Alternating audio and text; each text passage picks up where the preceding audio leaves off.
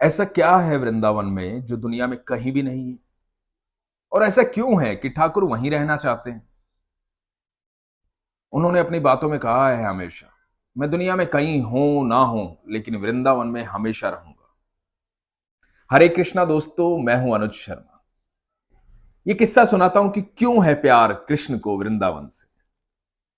हुआ यूं कि जब ठाकुर द्वारकाधीश बन गए, द्वारका के राजा बन गए, द्वारका में रहने लगे, तो उनकी पत्नियां सत्यभामा, रुक्मणी, रोज जब वो उनके साथ बैठती तो वो हमेशा वृंदावन की बात करते, गोकुल की बात करते।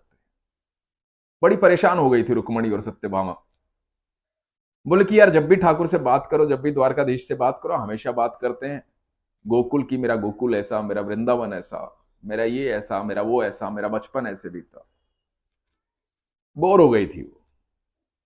तो उन्होंने पूछा कि ऐसा क्या है वहां खास, क्यों आपका दिल नहीं लग रहा है यहां, क्यों हमेशा वृंदावन की बात करते हो, क्यों गोकुल की बात करते हो, क्या खास है वहां? इस बात पर ठाकुर हमेशा मुस्कुरा देते। एक दिन हुआ यूं कि ठाकुर के पेट में दर्द हुआ, उनको पीड़ा हुई। जब ठाकुर के पेट में दर्द हुआ, द्वारकाधीश के पेट में दर्द हुआ, तो चारों तरफ बेचैनी हो गई। जल्दी से वैद्य को बुलाया गया। वैद्य आए, वैद्य ने देखा, दवाई दी, लेकिन कोई असर नहीं हुआ। कोई असर नहीं हुआ तो रुक्मणी, सत्यभामा सब परेशान हो गए, और ठाकुर को पीड़ा हो रही है पेट में। द्वारका का राजा जो है वो पीड़ा में परेशान हो रहे हैं। बाहर के वैद्य बुलाए गए, दूसरे वैद्य बुलाए गए, दूर दूर से लोग बुलाए गए कि कोई भी आकर के ठाकुर को ठीक कर दे, कोई ऐसी दवा दे कि ठाकुर के पेट का दर्द ठीक हो जाए। लेकिन कुछ नहीं हुआ, पेट में लगातार दर्द बना रहा। सत्यभामा, रुक्मणी बड़े परेशान हो। नारद जी आए। जब महामंत्री, वैद्य, सत्यभामा, रुक्मणी सब परेशान हो गए तो नारद जी आए। नारद जी ने बोला कि क्या हुआ? तो बताया रुक्मणी और सत्यभामा ने कि ठाकुर को इस तरह से पीड़ा हो रही है, पेट में दर्द हो रहा है, लेकिन कोई इलाज नहीं। तो नारद जी ने कहा कि वो त्रिलोकी हैं, बैकुंठ के रहने वाले हैं, वो ठाकुर हैं, तीनों लोकों के राजा हैं, वो स्वयं ईश्वर है। वो, उनका इलाज सिर्फ वही कर सकते हैं, तो उनसे जाकर के पूछो कि क्या इलाज करें आपका, कैसे होगा सही है। अब रुक्मणी, सत्यभामा सब गए ठाकुर जी के पास, और ठाकुर जी को बोला कि आप ही बताइए स्वामी, कैसे इलाज होगा, क्योंकि ऐसे पीड़ा में आपको देखा नहीं जा रहा है हमसे। ठाकुर मुस्कुराए, ठाकुर बोले कि इसका बस एक ही इलाज है। कोई सच्चा भक्त, कोई सच्चा प्रेमी जो मुझसे बेहद प्यार करता हो, अपने पैरों की धूल मुझे दे दे और उसकी फाकी मैं ले लूं, तो मेरे पेट का दर्द ठीक हो जाए। तो जो मुझे सबसे ज्यादा प्यार करता हो, उसके पैरों की धूल मुझे दे दो। तो ठाकुर बोले कि रुक्मणी, सत्यभामा, तुम तो मेरी पत्नियां हो, सबसे ज्यादा प्यार तो तुम करती हो मुझसे, तो मुझे अपने पैरों की धूल दे दो। सत्यभामा और रुक्मणी घबरा गई ये बात सुनकर के, बोले नहीं स्वामी, ऐसा कैसे कर सकते हैं, ऐसे कैसे आपको पैरों की धूल दे सकते हैं, अपने स्वामी को, अपने पति को, परमेश्वर को कैसे दे सकते हैं? ऐसा तो नहीं कर सकते, ये पाप हमसे ना होगा। महामंत्री जो थे वो भी ठाकुर से बहुत प्यार करते थे। महामंत्री को बोला गया, महामंत्री ने भी मना कर दिया कि नहीं, मैं ऐसा नहीं कर सकता, मैं क्यों नरक भोगू, मैं अपने स्वामी को कैसे अपने पैरों की धूल दे सकता हूं। महल में सबने मना कर दिया, सबने मना कर दिया। जब सबने मना कर दिया तो मुनादी करवाई गई, पूरे द्वारका में मुनादी हुई कि ठाकुर को प्यार करने वाला कोई सच्चा प्रेमी अपने पैरों की धूल दे दे, तो ठाकुर जो है वो पीड़ा में है, वो ठीक हो जाए। अब ये मुनादी हो रही है पूरे द्वारका में, चारों तरफ सब सुन रहे हैं, लेकिन किसी की हिम्मत नहीं है अपने पैरों की धूल ठाकुर के लिए देने के लिए, कि उनके पैरों की धूल आएगी और ठाकुर फाकी मारेंगे, तब ठाकुर ठीक होंगे। ठाकुर की पीड़ा जो है वो बढ़ती जा रही है, बढ़ती जा रही है। अब महल में परेशानी बन गई है, क्या करें, क्या करें, समझ में नहीं आ रहा है।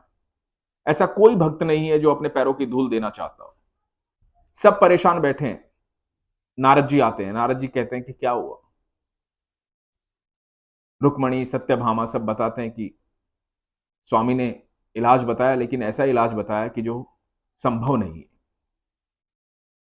उन्होंने कहा कि कोई सच्चा भक्त अपने पैरों की धूल दे दे, लेकिन ऐसा हम तो नहीं कर सकते। और हमने मुनादी करवाई पूरे द्वारका में, लेकिन सबने मना कर दिया, ऐसा हो ही नहीं सकता। कौन देगा ऐसे? कौन चाहेगा नरक में जाना? कौन पाप करेगा ऐसा कि अपने पैरों की धूल भगवान को देगा, कृष्ण को देगा, ठाकुर को देगा, परमेश्वर को देगा, तीनों लोकों के स्वामी को देगा? कौन देगा? किसी के वश की ये बात नहीं है। नारद जी ने कहा कि ठीक है, कोई बात नहीं, एक काम करो, एक बार गोकुल वृंदावन जाकर के कोशिश कर लो, हो सकता है वहां कोई ऐसा प्रेमी हो इनका।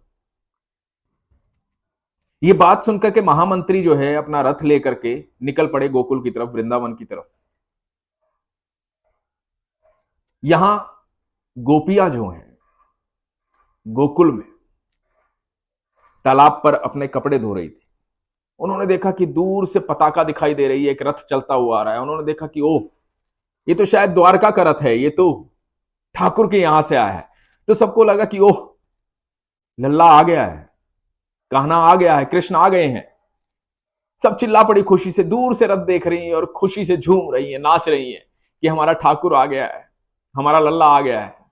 कोई बोलती, अरे अरे देखो, वो कालिया लौट आया, मना कर रहा था नहीं आऊंगा, देखो आ गया। अरे देखो नटखट आ गया है, देखो गवाला आ गया है। तरह तरह के नामों से पुकार रही हैं और झूम रही हैं, खुश हो रही हैं सिर्फ रथ देखकर, पताका देख करके। जब रथ करीब आता है तो देखती है कि उस पर तो महामंत्री हैं, दो सैनिक हैं। बोलती कि कहां है वो? अरे वो छलिया कहां है, वो कालिया कहां है वो कान्हा? अरे मेरा कृष्ण कहां है, बताओ। बरसों बीत गए उसकी शक्ल देखे, उसकी सूरत देखे, कहां है वो, बताओ। महामंत्री देखते हैं कि इस तरह से तो द्वारकाधीश को कोई भी नहीं बुलाता। महामंत्री बोलते हैं कि मैं इसलिए आया हूं क्योंकि उनके पेट में बहुत दर्द है, बहुत पीड़ा है। उनके पेट में इतनी पीड़ा है कि उसका कहीं इलाज नहीं है, सिर्फ एक ही इलाज है। वो इलाज ये है, बस इतना सुनाई था कि बीच में टोक दिया कि ठाकुर को पीड़ा है, दर्द है, इलाज बताओ, जल्दी से इलाज बताओ, क्या इलाज है? महामंत्री ने कहा कि इलाज ऐसा है कि संभव हो नहीं पा रहा है। कोई सच्चा भक्त, सच्चा प्रेमी अपने पैरों की धूल दे देगा, उसकी फाकी जब ठाकुर लेंगे, उसकी फाकी जब कृष्ण लेंगे, तब जाकर के वो ठीक होंगे। तो ऐसा कोई मिला ही नहीं। सबको ये डर हो रहा है कि कौन नरक में जाएगा, कौन पाप का भोगी बनेगा, कौन ऐसा पाप करेगा कि अपने स्वामी को अपने चरणों की धूल दे। महामंत्री का सिर्फ इतना कहना था और आप यकीन मानिएगा, सारी गोपियां पीछे हटी और अपने पैरों की धूल उठा करके महामंत्री को बोला कि लीजिए और जाकर दे दीजिए ठाकुर को। महामंत्री बोले कि आपको पाप का डर नहीं है, आपको नरक में जाने का डर नहीं है। गोपियों का जवाब ये था, उसे प्यार करते हैं हम, और जो इस लोक में उसका ना हुआ तो उसका परलोक क्या होगा। जो उसे प्यार करता है वो इसी लोक में प्यार करता है, जो प्यार करता है वो हर जगह उसे प्यार करता है। अरे ये लोक देख लो अपना, परलोक का किसको पता है नरक है कि नहीं है, क्या भोगना है और क्या नहीं भोगना है। लेकिन हमारा ठाकुर पीड़ा में है, उसके लिए तो हम जान भी दे सकते हैं और हर बार नरक भोग सकते हैं। तो ले जाओ ये धूल और दे दो ठाकुर को। महामंत्री की आंखों में आंसू आ गए, इतना प्रेम उन्होंने कभी देखा ही नहीं था। महामंत्री जाने लगे और बोले, आप सबका धन्यवाद। तो गोपियां चिल्लाई, कह देना उस कालिया को बहुत याद करते हैं हम, कह देना उस कान्हा को बहुत प्यार करते हैं हम। और जब महामंत्री ने जाकर के वो धूल दी और ठाकुर ने फाकी ली और ठाकुर के पेट की पीड़ा खत्म हुई, तब ठाकुर ने कहा कि सत्यभामा रुक्मणी, सुन रहे हैं आप सब, इसलिए प्यार करता हूं मेरे वृंदावन को, इसलिए प्यार करता हूं मेरे गोकुल को, क्योंकि उतना प्यार मुझे इस ब्रह्मांड में, इन तीनों लोकों में कहीं मिला ही नहीं। बोलो हरे कृष्ण, हरे कृष्ण।